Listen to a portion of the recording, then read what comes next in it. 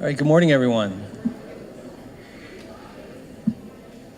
Welcome to Washington, D.C. We got beautiful weather for this time of year. Last year during the awards event, it must have been 200 degrees and humid outside, so we're doing better today. My name is Tom Brennan. I'm the Chief of Staff of the Office of Public Engagement and Environmental Education, and it is my great honor to welcome you here today to the 2017 Presidential Environmental Education Awards.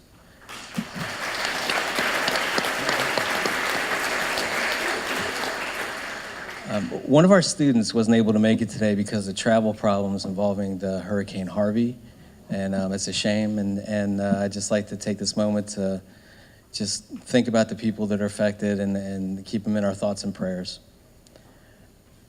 Each year, the Presidential Environmental Youth Awards program honors a wide variety of projects and young individuals, school classes, summer camps, public interest groups, and youth organizations, all promoting environmental education and environmental awareness. The Presidential Innovation Award for Environmental Educators recognizes outstanding K-12 teachers who employ innovative approaches, environmental education, and using the environment as a context for education in their classrooms for their students. And that's what we're doing here today with you, our winners. We've been giving out these awards in some form since almost the founding of the agency in the 1970s. But this particular version, the Presidential Environmental Education Awards, have been going on since 1991. So this is our 26th year.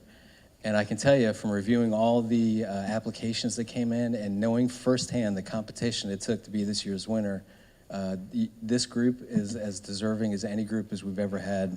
And I definitely congratulate you. I'd like to say a few things. Yeah, please.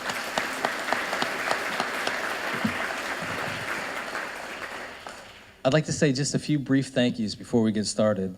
First to the National Oceanic and Atmospheric Administration, or NOAA, for hosting us in this beautiful auditorium, the Hoover Auditorium. I was commenting with some coworkers as we were setting up, as I don't think they would build something like this now, and how beautiful this room is. So thank you for hosting. The support that we got from NOAA, from the top of the organization, we have Benjamin here to speak today, all the way down to the frontline staff, has been outstanding, and we certainly could not have done this without them, so thank you, NOAA. I'd also like to say a special thanks to the EPA team. We worked very hard to organize and pull these things together. You know, we're typically, the people supporting you here today are environmental scientists, or public affairs specialists, or public engagement liaison type people, but for this week, we feel like we're wedding planners or planning graduation, and it's a little out of our normal zone. But I can tell you, this is my favorite work day of the year. This is very exciting. It kind of paces our whole year, and I'm thrilled that it's come today. So to the headquarters environmental education team and to the regional environmental education team, couldn't have done it without you. And we're also getting a lot of support from the Office of Public Affairs. They're filming this event. They're having pictures taken when you get your awards, all of which you'll have access to in the days to come. So thank you so much to the whole team for putting it on today.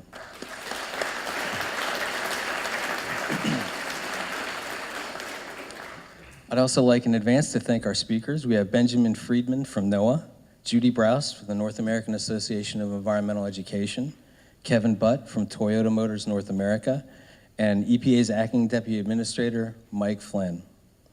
Today's theme is partnership within the environmental education community. Environmental education, it just doesn't work the way it does without these kinds of partnerships, whether it's the students and teachers, businesses or community leaders, state, local, federal government, all pulling together along with nonprofit organizations, really coming together for the theme of environmental literacy, which is just so important to our country and to the world. So let's get started with the speeches today. To introduce our first speaker is Shreya Ramachandran.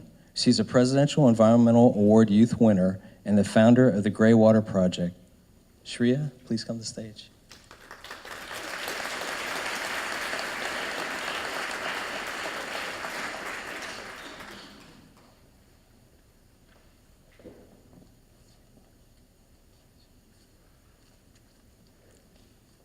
Good morning, everybody. My name is Shreya Ramachandran, and I'm a PEYA winner from California. I'm here because of my Greywater project, an organization aimed at promoting the safe reuse of gray water and water conservation. I'm pleased to introduce Mr. Benjamin Friedman. Mr. Friedman is currently acting administrator for the National Oceanic and Atmospheric Administration and Undersecretary of Commerce for Oceans and Atmosphere. NOAA's work reaches from the surface of the sun to the depth of the ocean floor, keeping citizens informed of the changing environment around them. NOAA is responsible for daily weather forecasts, severe storm warnings, climate monitoring, fisheries management, and marine commerce. Mr. Friedman's regular role in NOAA is Chief Operating Officer, responsible for the day-to-day management of NOAA's national and international operations. Mr. Friedman has previously served as an attorney for the Department of Commerce and the Department of Justice. His education includes degrees in molecular biology, law, and theology. Please welcome Mr. Benjamin Friedman.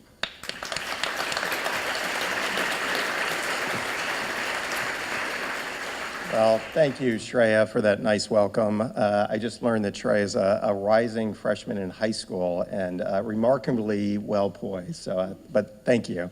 And thank you, Deputy Administrator Flynn and the other guests for your dedication to environmental education. Thank you to all the speakers that are here today. And most importantly, congratulations. Congratulations to the teachers and the students who are here receiving this prestigious award. You know, nothing could make me happier to be here helping to host this event. Many of us who are involved in environmental issues started at a young age. We had family, friends, teachers who got us engaged. I grew up in Tennessee and spent a lot of my childhood hiking in the Cumberland Valley and the Great Smoky Mountains. And most of the folks that go into the environmental world have those experiences, and it's just wonderful to see the next generation coming through of folks that are really interested in environmental issues and the teachers that help them get there. So you may be asking yourself, what am I doing in the Department of Commerce? These are EPA awards, so I thought I'd tell you. So NOAA is part of the Department of Commerce. We're actually the largest part of the Department of Commerce, and we work closely with EPA on a lot of different issues, and EPA sits right next door in the Ronald Reagan building. And so when they were looking for a place to host this event, we were more than happy to step forward and work with them towards hosting this event. I thought I'd spend a few minutes talking about NOAA and what we do. There's a lot of young folks out there interested in environmental issues, and it's never too early to recruit. So, and I found actually that you know, a lot of people have heard of NOAA and they know about the Weather Service, but they don't necessarily know about everything we do. So simply put, and I realize I'm totally biased here, NOAA is basically the coolest agency in the federal government. And that's no ding on EPA. EPA is awesome. Yes, and Mr. Flynn gets to talk and refute this after this presentation. But we basically do most of the weather, climate, and oceans work for the country. We're the Weather Service, and of course, everyone's heard of the National Weather Service. And every time you get a forecast, whether it's on TV or on your iPhone or in the paper, all that data and information is coming from NOAA. And we have forecasters throughout the country that are making sure people in every community know what's coming up with the weather. And we, of course, have a lot of folks right now in Texas working on Harvey and working with emergency managers to make sure that everyone knows what weather is coming. We're also the Ocean Service, and the Ocean Service has a lot of different programs in it, but they spend a lot of time focusing on the coasts and protecting the coasts, mapping the coasts and shipping lanes. They do marine debris and clean up the oceans. They also oversee the National Sanctuaries Program. And if you don't know the Marine Sanctuaries Program, you're really missing out. These are some of the most beautiful places in the world. They're basically like federal parks in the water. Think the Florida Keys. The Florida Keys is basically one big sanctuary that NOAA oversees and regulates, but we also have sanctuaries in Hawaii, on the West Coast, the East Coast, in the Great Lakes, and you really should try to explore them if you haven't already. We're also the Fishery Service, and the Fishery Service oversees fishing in the United States in federal waters, and I'm proud to say that we are the gold standard around the world for sustainability in fishing. And we have some of the strongest fishing stocks in the world because of the great work that we do here at NOAA. And the Fishery Service doesn't just deal with fishing, they also oversee marine mammals and endangered species in the ocean. So they help protect the whales and the dolphins and the turtles and the corals. We have a large research branch within NOAA that has world-class labs across the country and works with universities on research across the country in our core mission areas, weather, climate, and oceans. But they also oversee really cool programs like the Deep Sea Exploration Program. We have a ship, the Oceanic Explorer, that goes around the world exploring some of the deepest parts of the ocean using remote vehicles to do that. And just so you know, every time we run a mission, everything is fed live online. So if you ever want to go online and see some deep sea exploration, it's very easy to find. We also, and very few people know this, we actually have a uniform branch of the military within NOAA. Everyone's heard of the Army and the Navy and the Air Force and the Marines, but there's also the NOAA Corps. And the NOAA Corps helps operate our ships and our planes. And speaking of ships and planes, we have incredible resources for the work we do. We've got 16 ships that do research and coastal mapping. We have another 400 smaller boats that do the same thing. We've got 9 airplanes, including the hurricane hunters that fly into hurricanes that are very active in Harvey right now, gathering data and information to make sure we know where severe weather is going to hit and how bad it's going to be. We've got 16 satellites, including weather satellites and environmental satellites. We've got a satellite that sits 1 million miles outside of Earth's atmosphere, just staring at the sun, monitoring what we call space weather, which is basically emanations off the sun that could disrupt power grids and other modern technology. So like I said, we're really cool. We do a lot of amazing things. We also, for the students and teachers out there, we have a lot of educational programs. We do a lot, for example, at our sanctuaries and at our estuaries. These are like living labs where we host a lot of students to come explore. We give out a lot of grants for educational purposes. And we help fund the National Ocean Science Bowl, which is a national competition each year involving high school teams on oceans issues. And we have some great professional development programs for teachers, including Teacher at Sea, which is this amazing program where we bring K through 12 teachers and put them on our ships to work with researchers and bring that experience back to their schools. So we do a lot of amazing work. And in the theme of partnership, we do a lot of work with EPA, helping clean up the Chesapeake Bay, helping restore the Great Lakes. We have educational programs, testing for environmental literacy in schools. So we do a lot of great work there. So again, we're very happy to help host this event today. I want to say again, congratulations, and more than congratulations, thank you. Thank you for your dedication to environmental issues. It means the world to me and to everyone here. And I hope to see you soon at either a NOAA facility or maybe someday come to work for us. So thank you.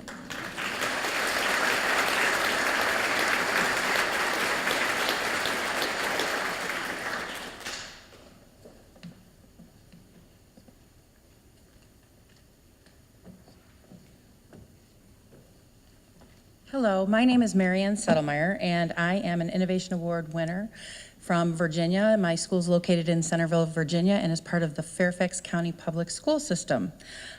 Today, I am so very pleased to introduce Judy Braus. She is the Executive Director of the North American Association of Environmental Education. Forgive me for reading that, but it was long. I wanted to get it right.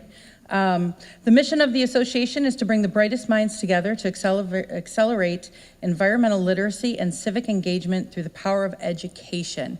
The association's work has been based on what motivates individuals, organizations, and community members to learn, to take action, and create positive social change.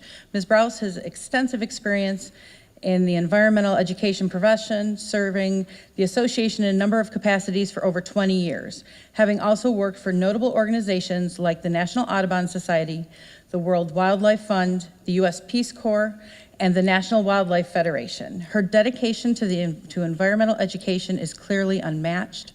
Please welcome Ms. Judy Braus.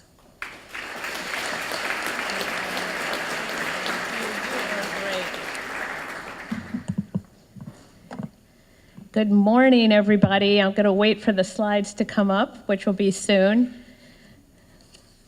And I actually think EPA and NOAA are really cool and awesome, both of them. Okay, so it's so great to be here, and it's nice to be in DC when it's not 7,000 degrees, and I'm really happy to be here. It's so great to be able to be in the same room with all you amazing award winners. And it's an honor to be on the stage with all of these guys, yes, they're all guys, and with all of you in the room. So really happy to be here. And it's nice to see so many friends out there who are working at EPA and NOAA and at NAAE. I've got some colleagues out there. So I also want to give a big thanks to EPA for sponsoring this wonderful event and for NOAA for hosting us in this great auditorium. They do so much to support environmental education, and you heard from Ben and you heard from Tom. So much is going on in both of these agencies. I also want to give a special thanks to the Office of Environmental Education for all the work that they've done. For those of you who put events together, you know how hard it is to actually get prepared for this. So they deserve a big round of applause for the work they've done.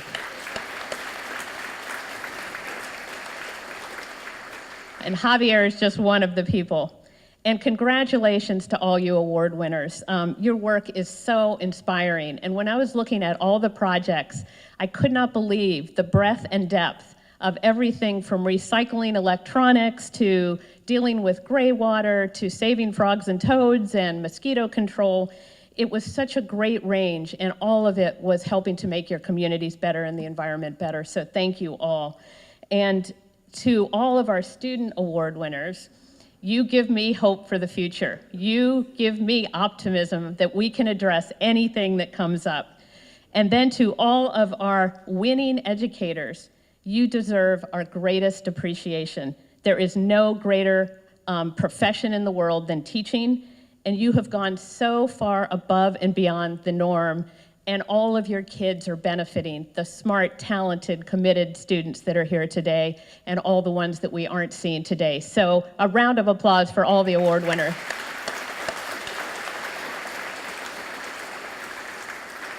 And I hope to meet many of you today, find out more about your work.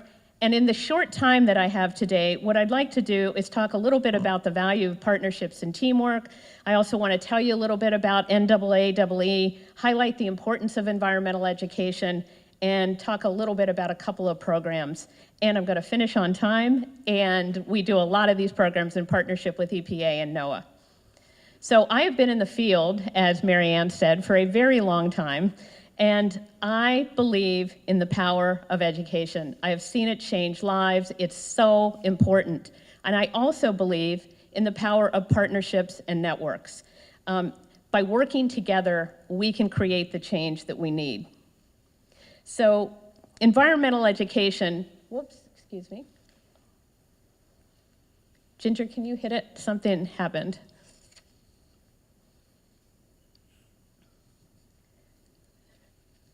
Well, that's okay. I'll keep going, but if you can try to get it working, is all about learning by doing. And so we're going to get, perfect. We're going to get started with an activity since it's all about learning by doing. So this is really easy. All you need to do is find a partner, okay? And then you just have to answer the question and raise your hand when you've got the answer, okay? Really easy. Find a partner. But the one thing is you both have to be able to answer the question. So we can have young and old and young and young, old and old. Just find a partner, okay, ready? Oh, and the winning pair gets a bird, or the winning trio, okay? You get a prize. Are you ready? Okay, here's the question. How many squares? Raise your hand, and Christiana Martin's gonna help. Okay, raise your hand.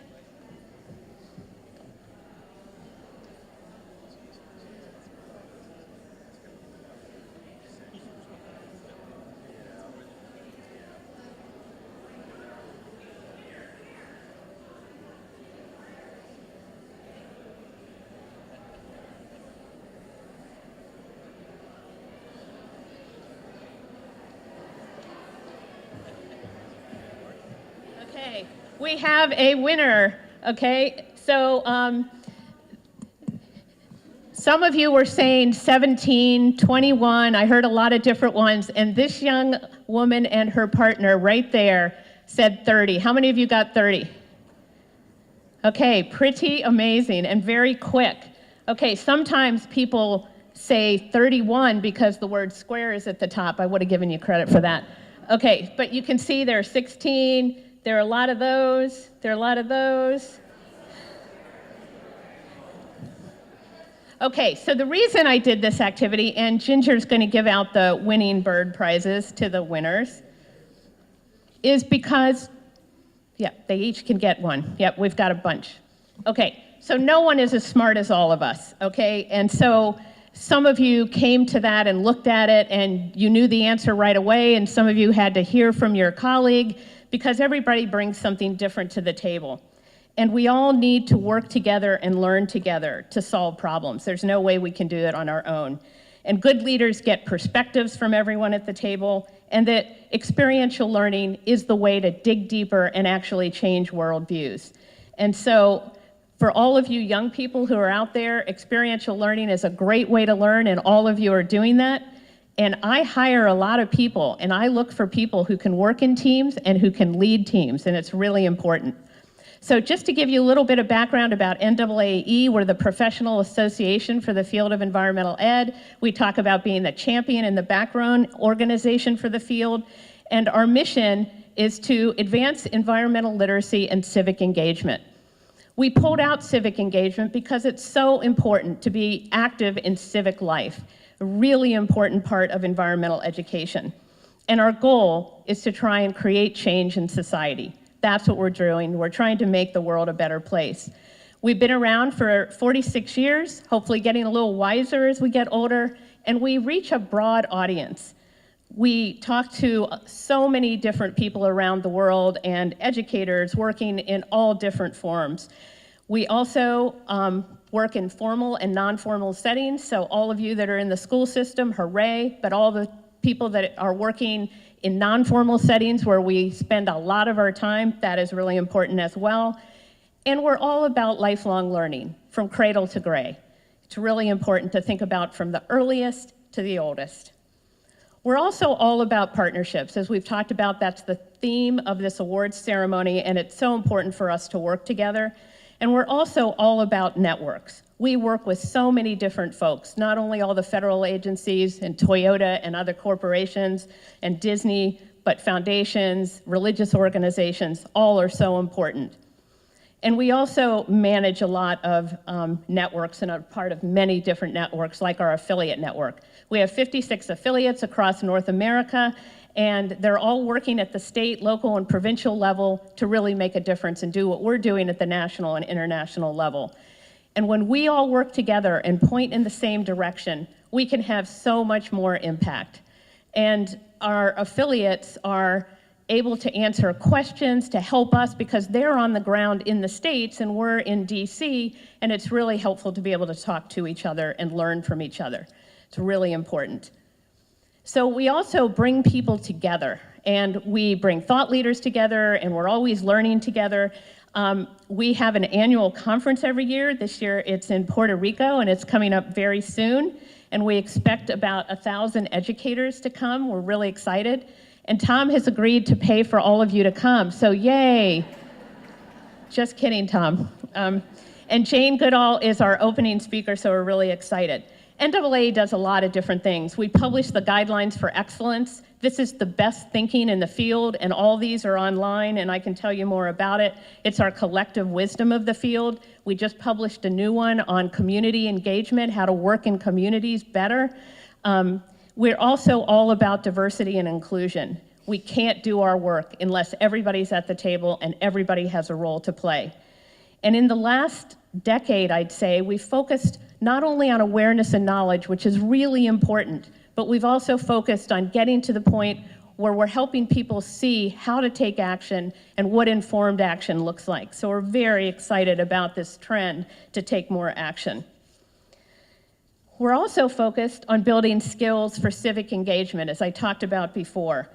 we need to help people learn how to get involved in civic life and what that means. And we have a lot of programs, including a great partnership with the Kettering Foundation, to look at how we can have more deliberative conversations to build a stronger democracy. And we're really trying to help people learn how to engage. So if you're interested in this, let me know. We have a lot of materials and resources that can really help. And then we also do quite a bit on research, on different angles, trying to link research and practice so we can build the best program based on what we know works. So for example, we're building a database that's going to house all the environmental education research working in partnership with the Children in Nature Network. And we're also about building leadership programs. Leadership is so important, as all of you know, because you are leaders.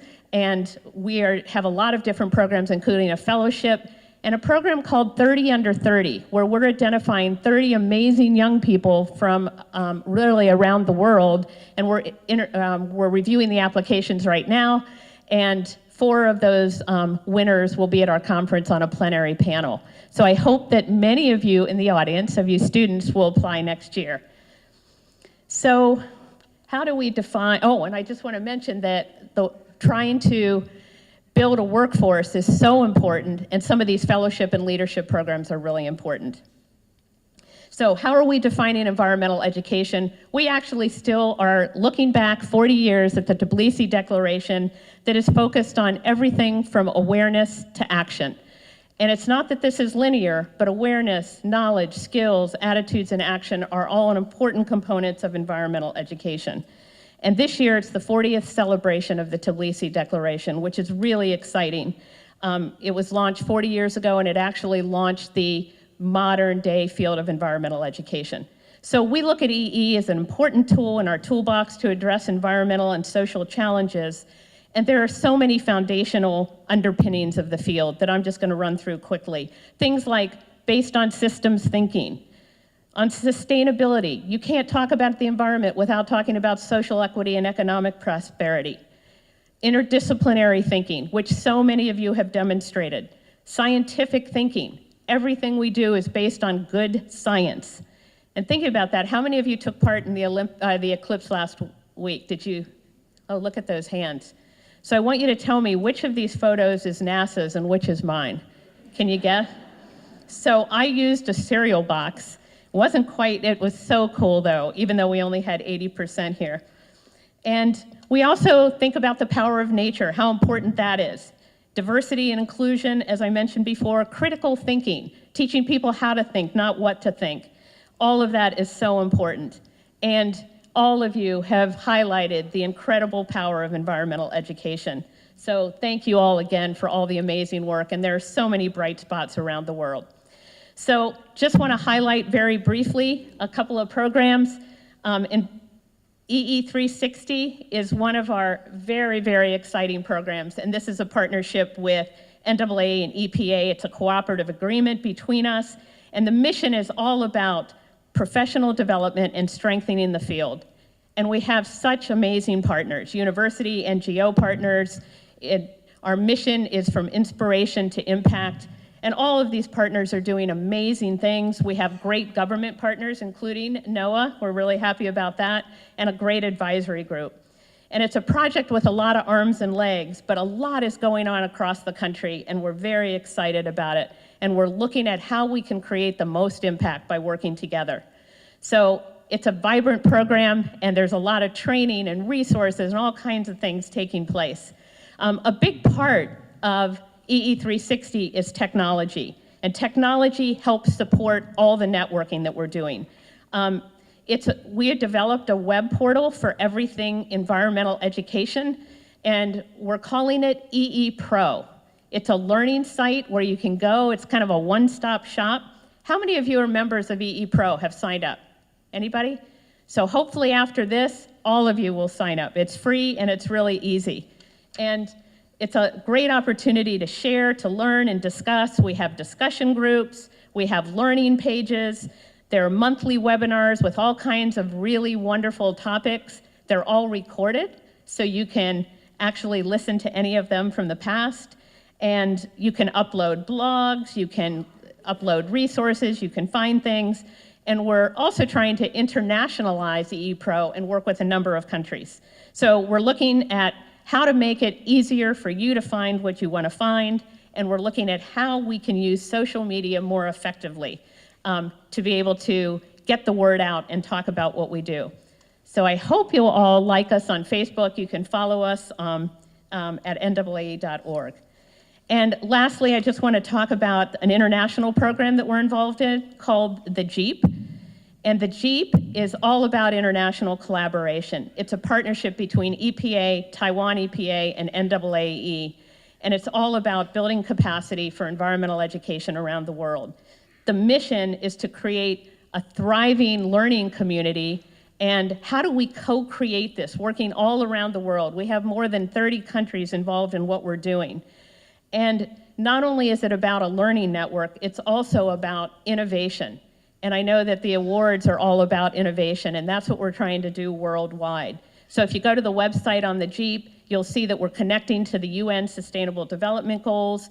You'll see that there are country profiles and there are case studies and lots of great feedback from so many amazing advisors around the world. And Ginger Potter from EPA has been a major part of all of this happening, along with Justin Harris from EPA. So go to thejeep.org and you can find out more. So in closing, there's lots more going on, but I just want to ask you, how many of you are excited about the future? Raise your hand. How many of you concerned about the future? Okay, about half and half, and sometimes some of you raised your hand both ways. So when I think about the future, there are a lot of issues, of course, but I think about we have the power to shape the future. We have a lot of issues. We have growing challenges. All of you know that. All of you are trying to deal with that. And the thing about these growing challenges is that it can get discouraging, and you need to stay optimistic. And you know what's so exciting when it does get discouraging is that environmental education is one of the ways we're going to address these issues. So don't get discouraged, but environmental education brings the hope to be able to help us address these issues.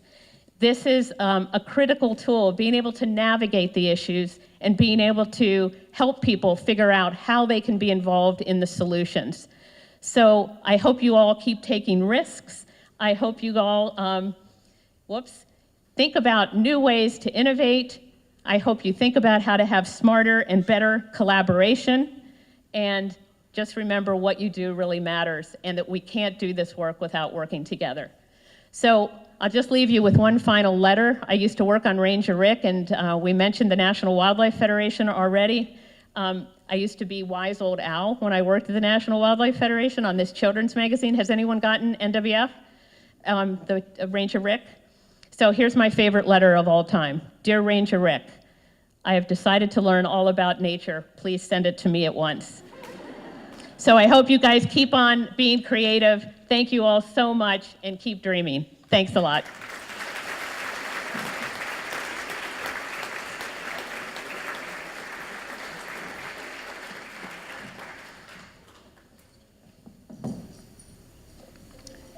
Good morning, my name is Megan He, and I'm President's Environmental Youth Award winner from Michigan. I am pleased to introduce Kevin Butt, General Manager and Regional Environmental Sustainability Director for Toyota Motor North America. In October 2015, Toyota formulated and announced the Toyota Environmental Challenge 2050, their goal being that Toyota's presence will have a positive impact on the environment. Their vision is to establish a future society in harmony with nature. Mr. Butt is leading that vision for Toyota's North American operations. Other positions he has held with Toyota include Chief Environmental and Safety Officer and Assistant General Manager of Body Production Engineering, which includes welding, stamping, and painting operations. Mr. Butt's support for the environment goes beyond his work for Toyota. He serves on boards for the National Wildlife Habitat Council, Kentucky Fish and Wildlife Foundation, World Wildlife Fund, and Yellowstone Park Foundation. Please welcome Mr. Kevin Butt.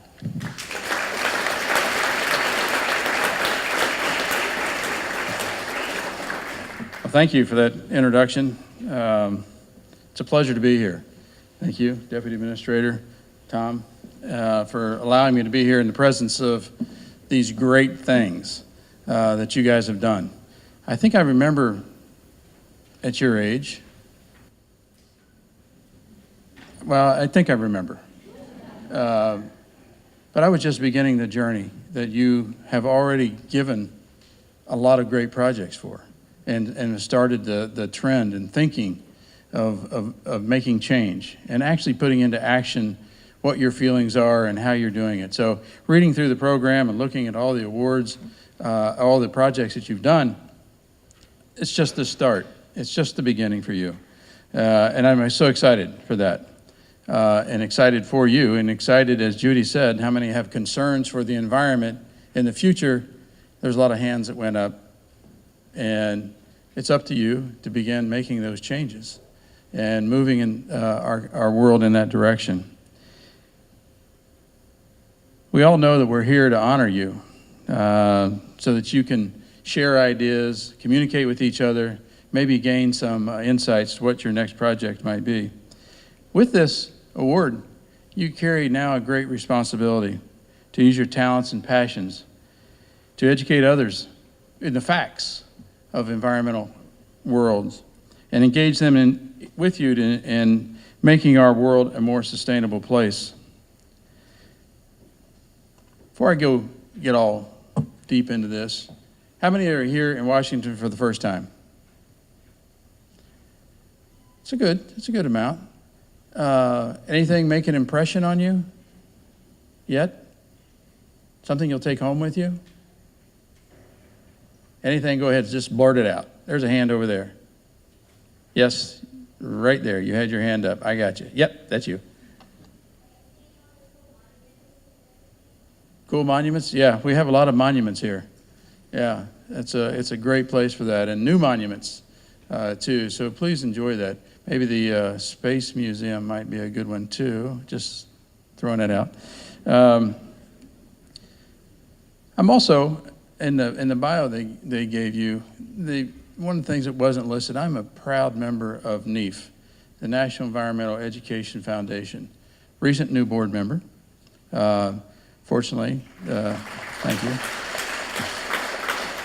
Fortunately, I was appointed through EPA to be on this board, and this is an organization that Toyota has supported for over 20 years. It's a partnership that we particularly enjoy, along with working with EPA in improving education through a number of different ways. Advancing the field and preparing the next generation, caring for public lands. And each of these, we connect someone with nature in the right way. It allows them to share the knowledge. And every time we share knowledge, the knowledge that you're learning from the programs that you're doing, and you share that, you're making progress. You're making change. Not every day can we believe everything that might be said in the paper or in the news. I know, it's a shock. It's a little different. But sometimes you got to get the facts yourself, and you got to understand those facts. And that's what this organization is about, is trying to share that, trying to share the facts. The guys behind me in EPA, I'm sorry, but you're not getting a real good shake these days, if you noticed in the press. But they do a lot of great work. So we need to gather with this knowledge and continue to improve that, how we go about this. Your job and responsibility is to make these connections happen, just as it is mine and the corporations like mine. You might wonder, why is Toyota here today? You heard that we have a new 2050 vision, that we want to make a net positive impact by everything that we do. One of those targets is actually to have zero CO2 out of the tailpipe of our emissions of our new vehicles by 2050. All right, think about that. We also want to have zero CO2 emissions from our manufacturing operations by 2050.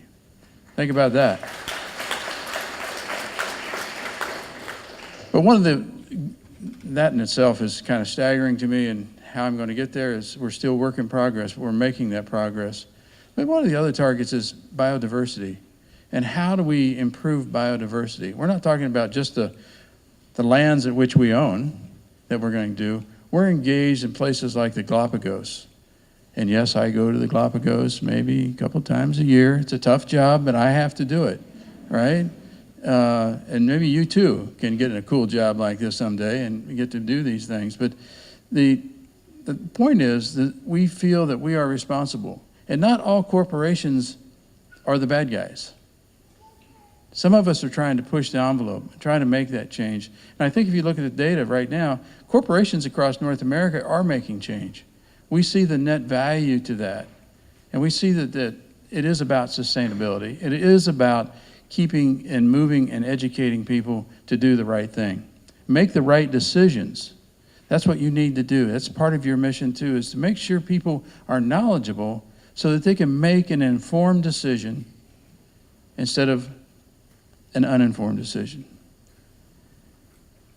You know, the nature is so important. We have all these great national parks, right? Yellowstone National Park, I'm on that board. I can't go there enough. It's just a beautiful place. But it's not just about our national parks. It's about the parks in the community. It's about the backyards. Somebody you'll hear from a little bit later, Diane, who's sitting in the audience, who is one of my heroes, her yard is a monarch pathway. You know, and I think I do it pretty good with my yard, but I still mow it on occasion, right? So I'm not sure what my neighbors would think about that if I had milkweed in the front yard and all that, but it might be something we need to do, but that's a change. That's a visual change.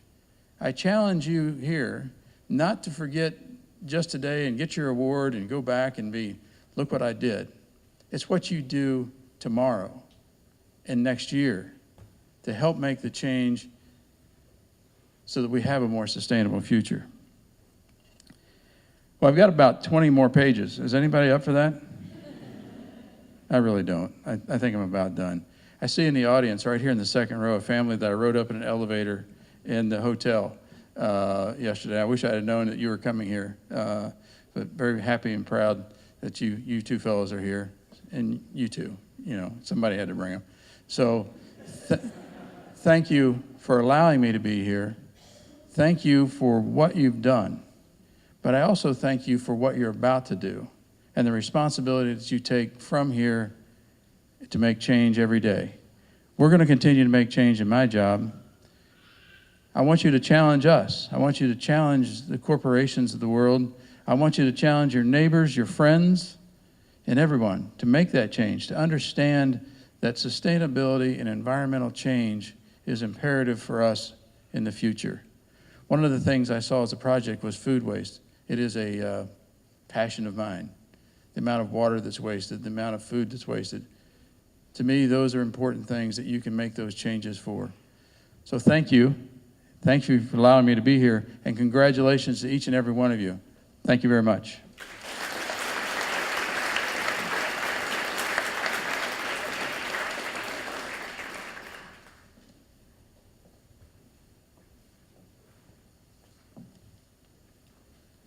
Good morning. My name is Donna Grottle, and I'm an Innovation Award winner from Oklahoma. I teach in a large suburban school in Broken Arrow, outside of Tulsa. And while we were doing our little square activity, Megan and I were trying to count up the squares, and here the youngest ones in the whole audience win. So that indicates a bright future for us. It's my honor to introduce Mike Flynn, the Acting Deputy Administrator for the U.S. Environmental Protection Agency. Mr. Flynn holds a Bachelor of Science degree in Agriculture from the University of Delaware and a Master of Science in Public Health from the University of North Carolina. In 2011, Mr. Flynn played a major role in the EPA's response to the Japanese nuclear incident. The EPA's mission is to ensure that Americans are protected from significant risks to human health and the environment where we live, learn, and work. Mr. Flynn has supported the EPA's mission for 36 years, working in various leadership positions for the agency. I think it's fair to say that Mr. Flynn has dedicated his life to public service and protecting the environment. Please welcome Mr. Mike Flynn.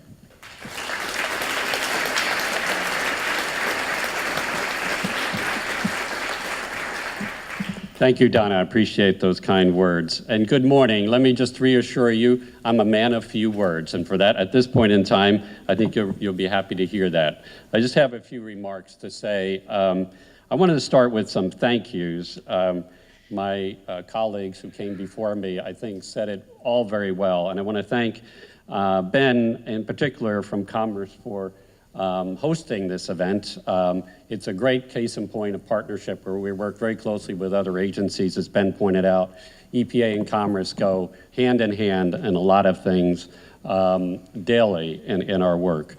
Judy and Kevin, thank you for your remarks. And Tom, Brennan, and the EPA team, I want to thank you for your work.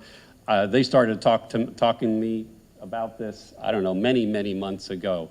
And thank you for your work there. And especially, I want to thank the award winners today, the teachers, the students. You have just done tremendous work in your projects and in your work. And I want to welcome you to Washington, D.C. As you see that we have ordered up almost incredible weather here for you, which is really unheard of in Washington, D.C. And I actually want to add one other thank you, and that's to the parents and families that are here with your students in particular. It is the family that is the foundation that, as good as a teacher may be, to help instill the passion in the work. It's you all at the family level and parents who carry that forward. So thank you. Let's have a hand for all the parents in the room.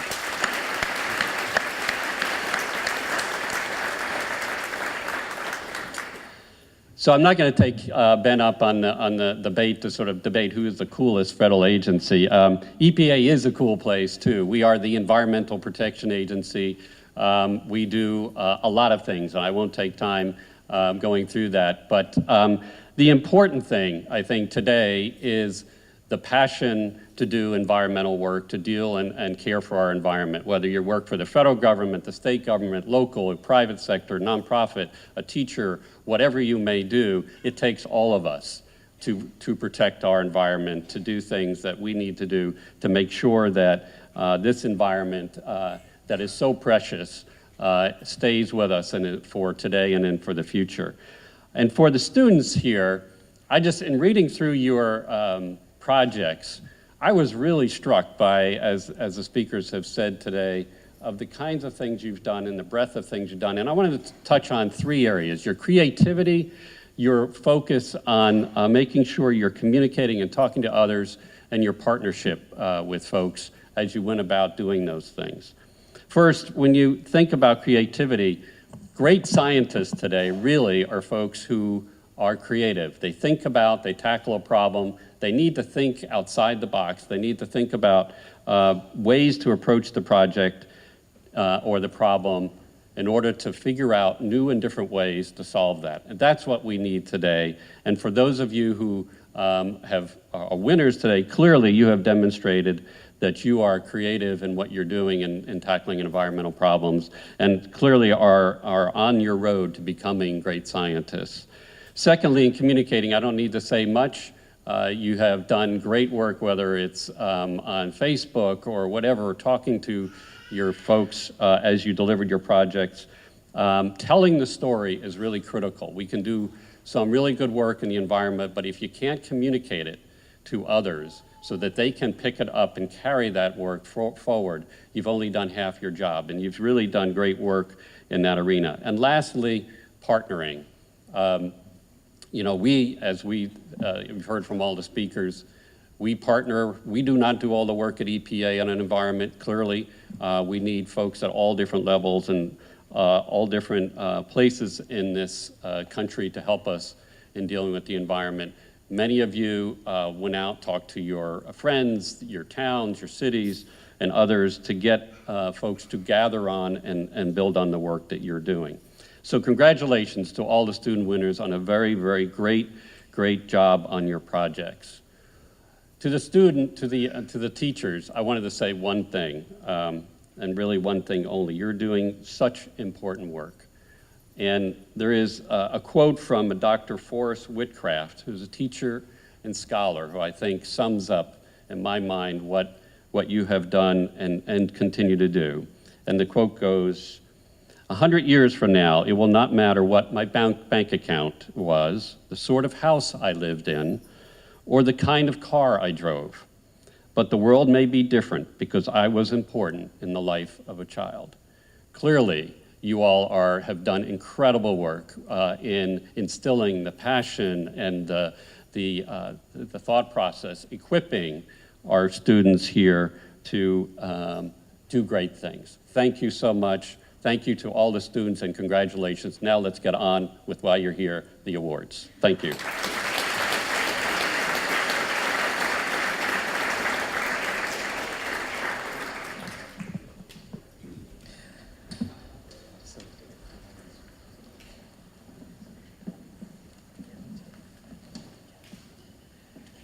So let's have a big round of applause for our speakers. Really terrific stuff.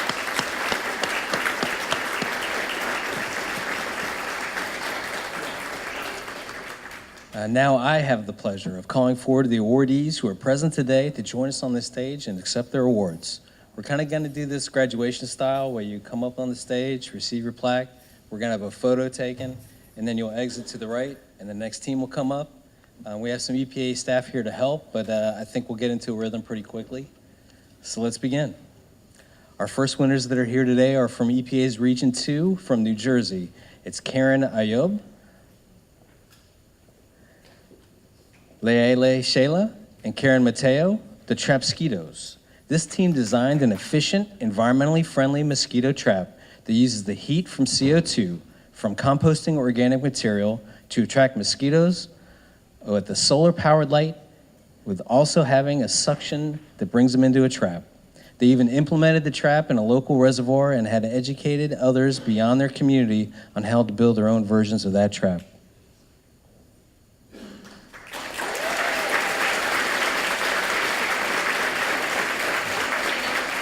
Sorry about that.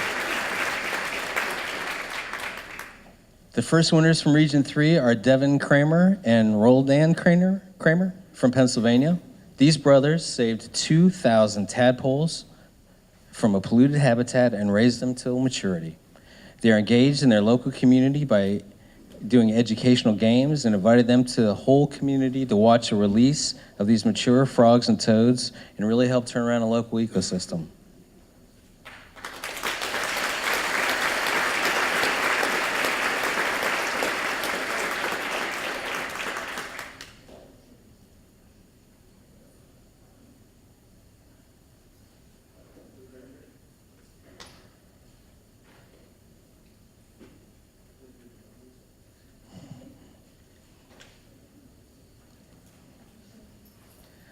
Our second winners from Region 3 are from the George Mason High School Environmental Group. They include Jacob Brady, Justin Jamond, Isaiah Gomez Sabalos, Adrian Kemmel, Ian Leach, Eric Lowry, Marjorie Lopez Murillo, Fahad Negaman, Andrew Pishner, and Matthew Zampella. These students created a hydroponic and aquaculture project in order to grow fresh lettuce and raise fish. By fall 2017, which is almost here, they hope to supply fresh fish to their school cafeteria.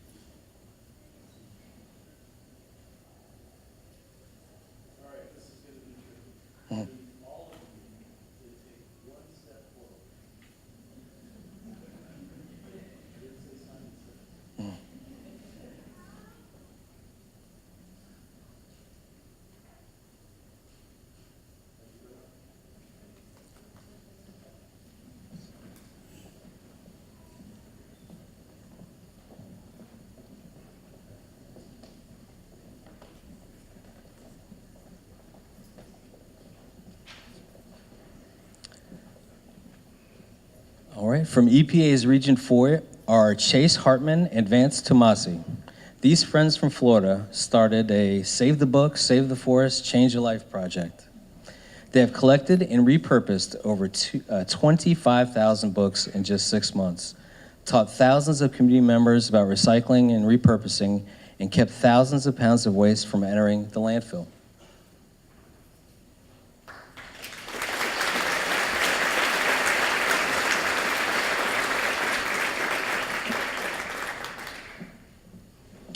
From EPA's Region 5, we have Megan He from Michigan. Megan reports weekly environmental news on her YouTube channel, Greenversal. Her videos reach over 100 countries and have had more than 70,000 views.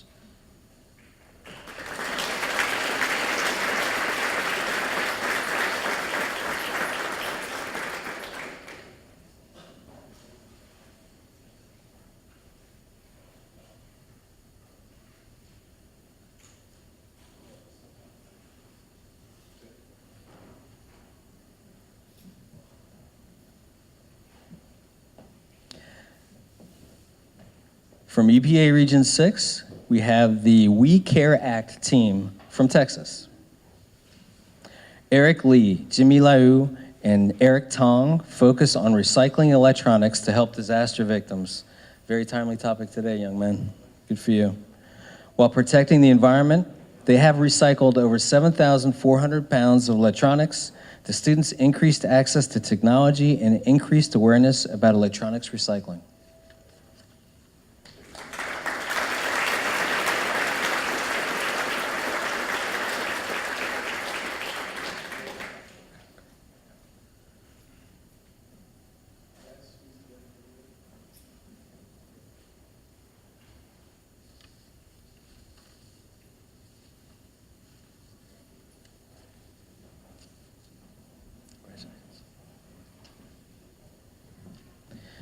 From EPA Region 7, we have two brothers here today, Ariane and Om Mugalkar. They began a project called Revive Go Green that collected usable pencils to reuse in the upcoming school year and composted pencil shavings and stubs for the local nursery, thus reworking the waste cycle.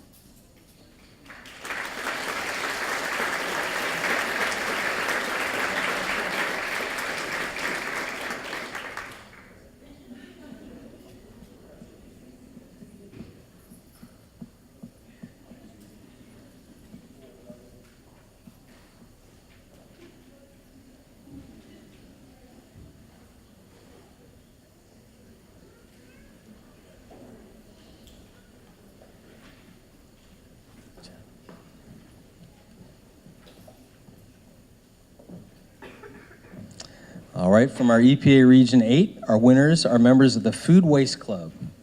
We have Genevieve Berry, Jaya Berry, Emerson Costello, Hayden Costello, Annalise Mayett, Maddie Romine, Juliana Schubert, Samantha Schubert, and Bryn Smith. These students uncovered the amount of food waste produced in the Colorado Public Schools, prepared an informational video and poster on the topic on how to be proactive in the lunchroom, and participated in a food reclaim campaign.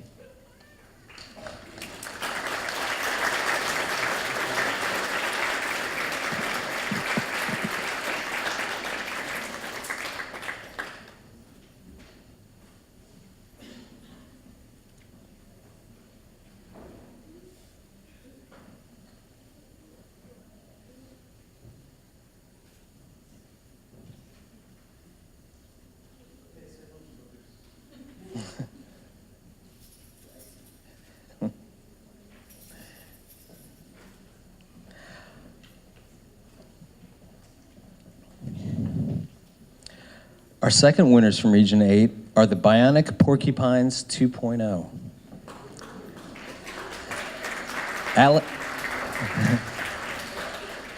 Allison Drennan, Timothy Holt, Abigail Salma Caltron, and Eric Schnoffer. The team's goals was to reduce bird strikes at their nearby airport by developing a small, portable, battery-operated air dancer.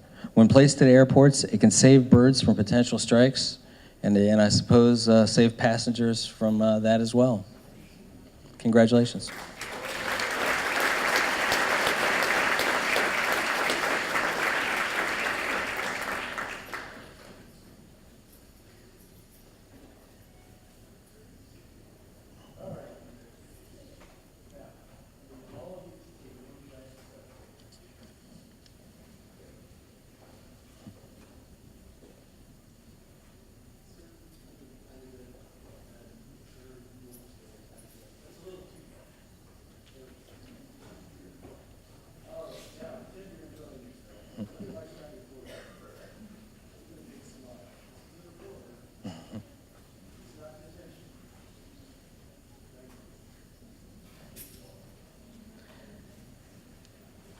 I guess we should thank EPA photographer Eric Vance for working so hard today, and he does great pictures.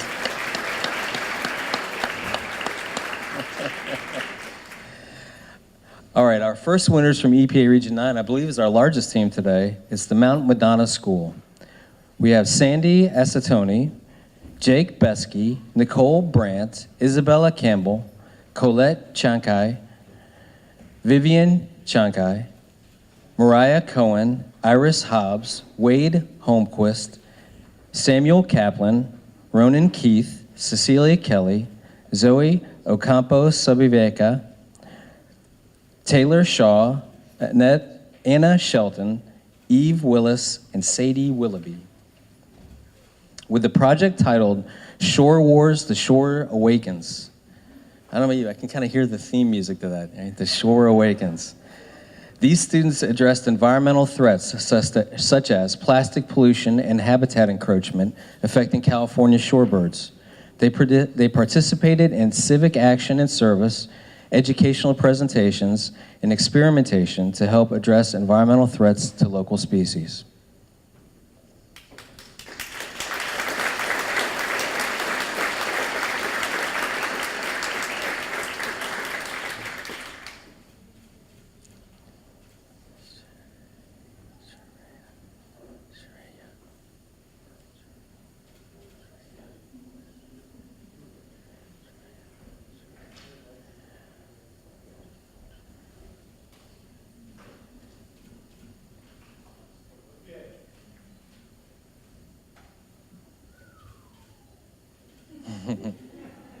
Eric's earning his money.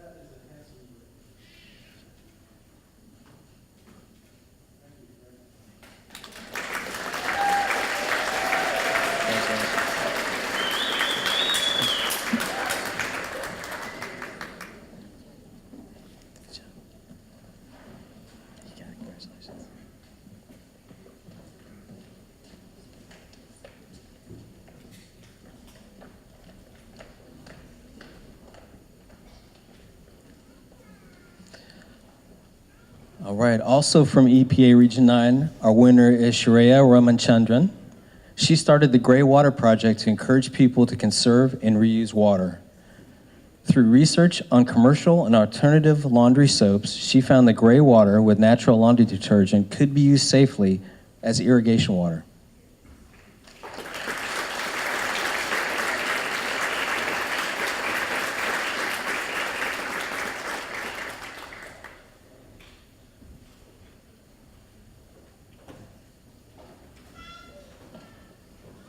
From EPA's Region 10, we have Elizabeth Shajan. She created an educational campaign called Be Happy, We Happy, about bee health and beekeeping, and she conducted extensive research and distribution of awareness flyers to her community.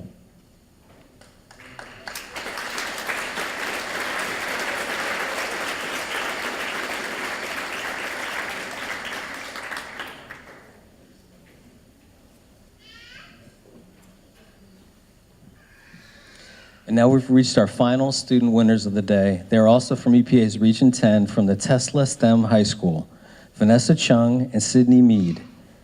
They launched a school under 2C project to reduce their carbon footprint by 1.5 tons each month.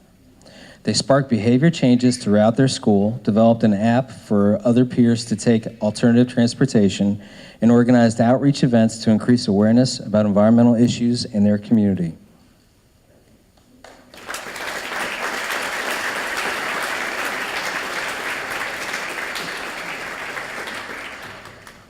All right, next I'm pleased to be awarding our Presidential Innovation Award in Environmental Education winners, and they're lined up here.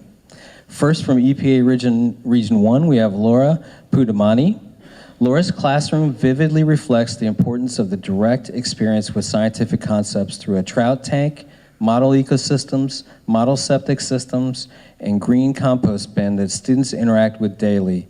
She also started a Student Watershed Awareness Task Force called SWAT, for students to research community impacts on local water bodies and present their findings to the greater community.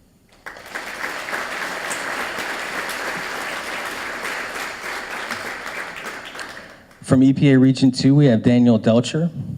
Daniel uses innovative laboratory lessons and place-based learning experiences to teach his students about agriculture and environmental science. He was instrumental in establishing the Going Green initiatives, which has helped his school achieve Green Ribbon status in 2016.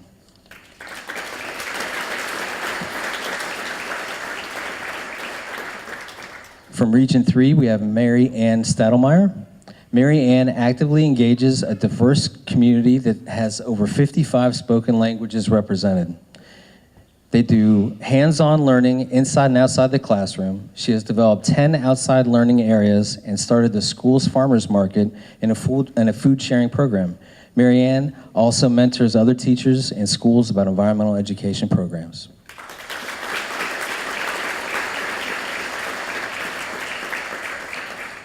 From Region 4, we have Brian Soash.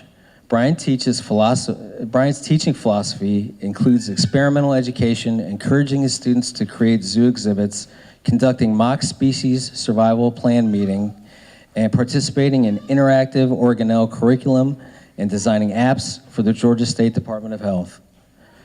Brian was instrumental in getting new environmental science classroom, a whole period dedicated to that at his school, and he brought real-world problems to his classroom, like those at the local zoo and in Flint, Michigan.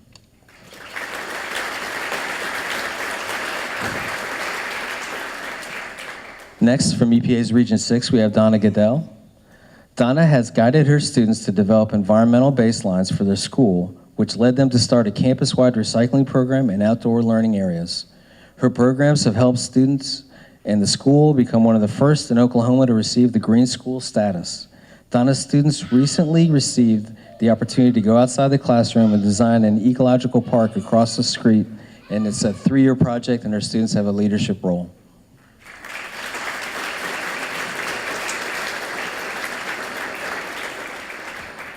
Next, from Region 9, we have John H. Wood. John uses web-based tools where his students can join expeditions to monitor environmental changes in water quality and climate and the effects on Mount Kilimanjaro. They use interactive blogs where students can connect with scientists and other professionals during their expeditions. John also advises the student-led Globe Club and created a Fountain Valley School District annual Polar Day celebration.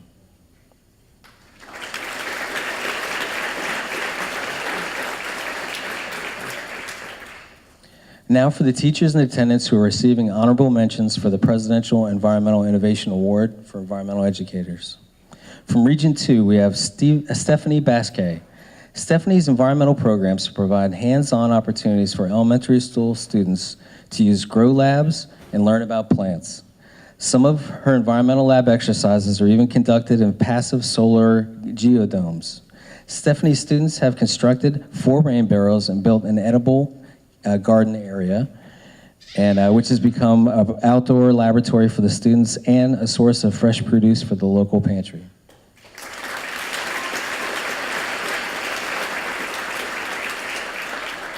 Next, from EPA's Region 3, we have Joseph Bentz.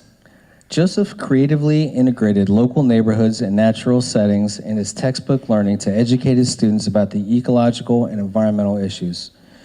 His class has an ongoing affiliation with the Philadelphia Waterworks Association and frequently visits the Schuylkill River as a natural study site. John's impact on the classroom has been fostered important discussions between students and their parents about watershed issues.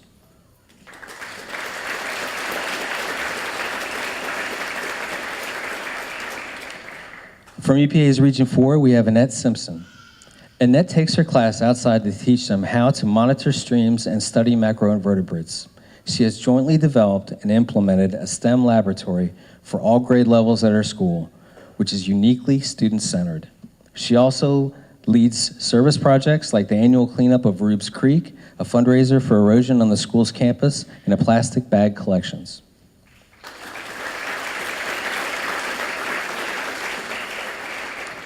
From EPA's Region 9, we have Shelley Glenn Lee. Shelley takes students of all grade levels into the field to experience the unique biodiversity of the San Diego area firsthand. Shelley designed programs such as Tide Pool Treasures to her facilities to facilitate her class investigation of their local habitats. She collaborates with local organizations to inspire students to make a difference in their community.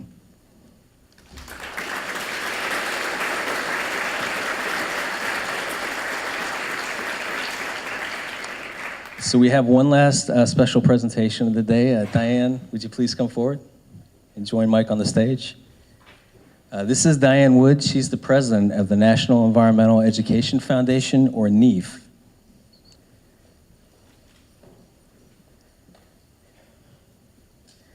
Diane is receiving our Theodore Roosevelt Award today for an outstanding career in environmental education. In the 26 years of this awards program, this is only the second Theodore Roosevelt Award that we've ever given out, and Diane is most deserving. Diane's had a career of taking environmental education to untapped audiences around the world. First example of that would be her work in Paraguay with the Peace Corps, also her many years working at the World Wildlife Fund, and her successful tenureship as the president of NEEF. This September 30th is National Public Lands Day, and it's a major event run by NEEF. One of our earlier speakers, Kevin Butt, knows about this because Toyota Motors is a funder of this event and a big believer in it. At National Public Lands Day, NEEF and their partners work to connect people to public lands in their community, to inspire environmental stewardship, and to conduct volunteer events. Now, I could have chose a lot of examples to use to highlight what NEEF does, but I chose this one because she's winning the Theodore Roosevelt Award, and I thought Theodore Roosevelt would be proud of this particular project. Roosevelt, who made conservation a top priority in his presidency, once said, "It is an incalculable added pleasure to one's sum of happiness if he or she grows to know, even slightly and imperfectly, how to read and enjoy the wonder book of nature." Diane, you have added to the happiness of people around the world by showing them the wonder book of nature. Congratulations on your wonderful career and on this award.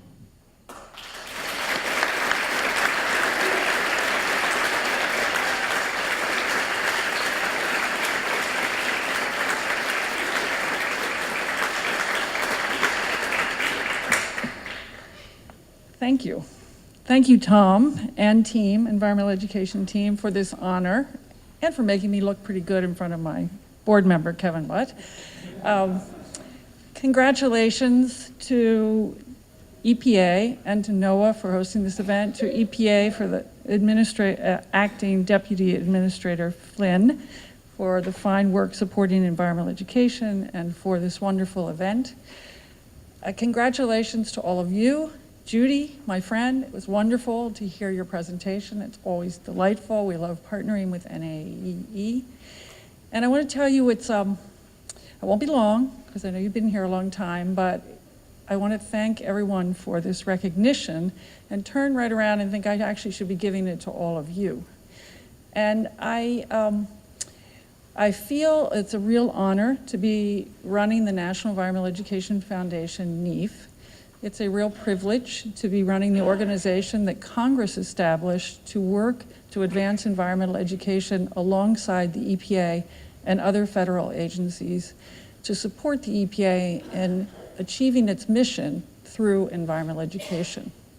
And it's not only an honor to have that role and have that opportunity to work so closely with EPA and Tom and team, but also to have some rock stars from my staff who are sitting over there. So thank you all, NEEF team, for the chance to be working with you. And just a few comments to the winners. Aside from my mom, who just turned 101, who will be the first person I take this to and show. So all you parents, guardians, you make a difference. It's my mom who got me started.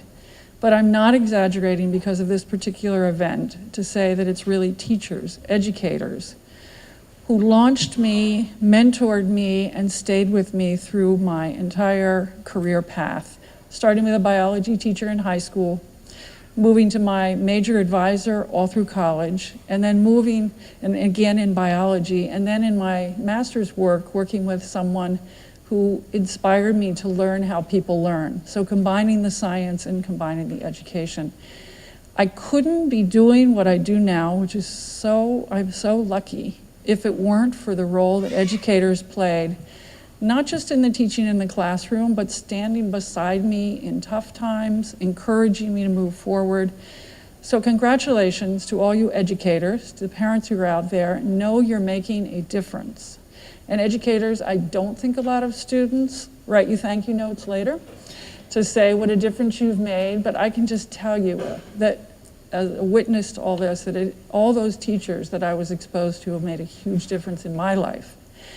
And students, I started all this when I was 18 and no math wizards trying to calculate how long I've done this and what my age is.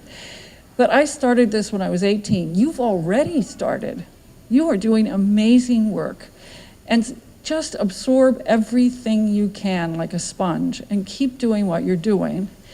And I will tell you that you've heard hope, you've heard congratulations. I want to add one more word, which is you give me phenomenal optimism.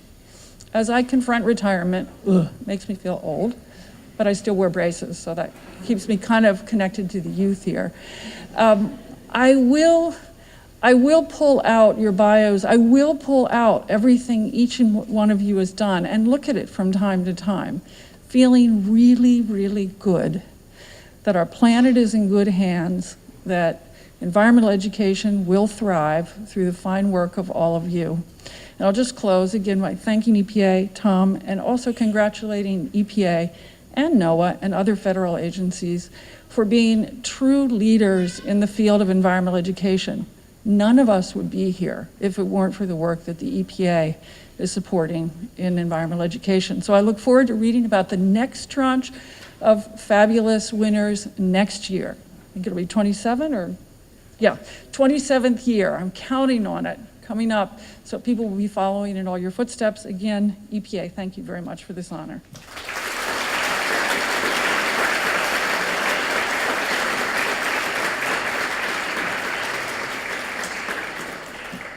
Wow, thank you, Diane. And it's really been an honor to recognize Diane, the students and the teachers here today. Our theme today was Partnerships for Environmental Education, and with our guest speakers from the federal government, from corporate America, and from the nonprofit sector, I think we demonstrated that kind of commitment. We had people pushing from different organizational backgrounds, true leaders in the field, all pushing to environmental literacy and STEM education and trying to create that next wave of leaders and workers in the global competitive marketplace. It's so important to the health of our planet and to the future economic success of this country. But as great as the team we assembled here today to talk to you is, the best example of environmental partnerships today was you, the awardees. You've demonstrated more than we could have said in any of these speeches how positive environmental and societal impact can occur right there in the local communities, from the students to the youngest of our students today all the way through high school. You are the best example of the partnerships. I congratulate you all.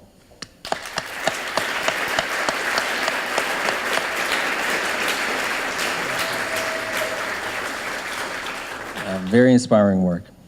So that ends the ceremony. You have a few, let's do some logistics, all right? You have a few hours of time to have lunch and to maybe look around you're at a very historic part of DC and the weather is beautiful. So spend that time with your friends and family.